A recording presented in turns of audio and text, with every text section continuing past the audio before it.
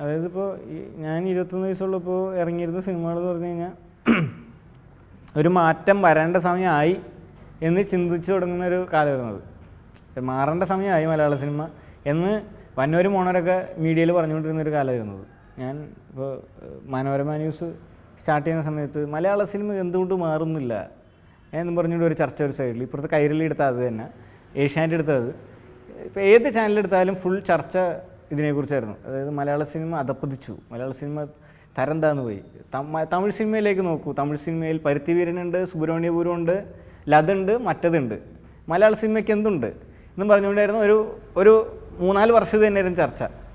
അത് മാറി തുടങ്ങിയത് എനിക്ക് തോന്നുന്നു ബിഗ് ബിയിലൊരു ചെറിയൊരു മാറ്റം വന്നു, പിന്നെ ട്രാഫിക് വന്നു, പിന്നെ മലർവാടി ആർട്സ് ക്ലബ്ബ് വന്നു, പിന്നെ ഈ പറഞ്ഞ പോലെ ചാപ്പാക്കുരിശ്, പിന്നെ അനൂപേനോൻ എൻ്റെ സ്ക്രിപ്റ്റുകൾ കുറച്ച് വന്നു. പിന്നെ മൊത്തത്തിൽ ഒരു സാധനം കൂടി തുടങ്ങി കഴിഞ്ഞപ്പോൾ മൊത്തത്തിലൊരു മാറ്റം പതുക്കെ വന്നു തുടങ്ങി. അത് ട്രാഫിക്കാണ് മെയിനായിട്ട് എനിക്ക് തോന്നിയൊരു മാറ്റം, കാരണം അതാണ് ഏറ്റവും കൂടുതൽ ഹിറ്റായത്. സോ അങ്ങനെ ഒരു ഹിറ്റായ സാധനത്തിന് ബേസ് ചെയ്തുള്ളതെല്ലാം പോവുള്ളൂ. പിന്നെ ഇപ്പോൾ തട്ടത്തിൻ മറയത്ത്, പിന്നെ അതിൻ്റെ ഇപ്പോൾ ഏറ്റവും അവസാനമായിട്ടാണ് ഇപ്പോൾ ഞാൻ വന്ന് നിൽക്കുന്നത്. അപ്പം നല്ലൊരു, അതായത് എല്ലാത്തിനും ഒരു നേരമുണ്ട്, ഒരു ഇൻഡസ്ട്രി മാറേണ്ട ഒരു നേരമുണ്ട്. ആ സമയത്തായിരിക്കണം ഞാൻ. ഇപ്പം ഞാൻ ഇതിന് മുമ്പ് വന്നിരുന്നെങ്കിൽ ചിലപ്പോൾ കാണാത്തൊരാളായി പോയാൽ ചിലപ്പോൾ. ഇപ്പോൾ ഞാൻ അറിയപ്പെടേണ്ടതാണെന്ന് ദൈവം എഴുതി വെച്ചിട്ടുണ്ട് മുകളിൽ, മോനെ നീ നല്ലൊരു ഡയറക്ടർ ആവണം.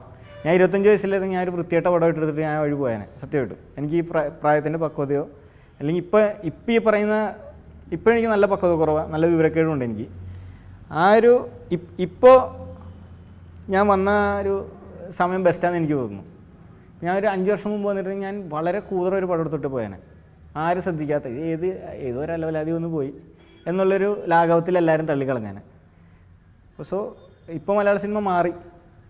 ഇനിയിപ്പോൾ മലയാള സിനിമ അത് നോക്കൂ, അല്ലെങ്കിൽ നിങ്ങൾ തമിഴിലേക്ക് നോക്കൂ, അല്ലെങ്കിൽ ഹിന്ദിയിലേക്ക് നോക്കൂ, ജപ്പാനിലേക്ക് നോക്കുന്നൊന്നും ആരും പറയണം, മലയാള സിനിമ മാറി.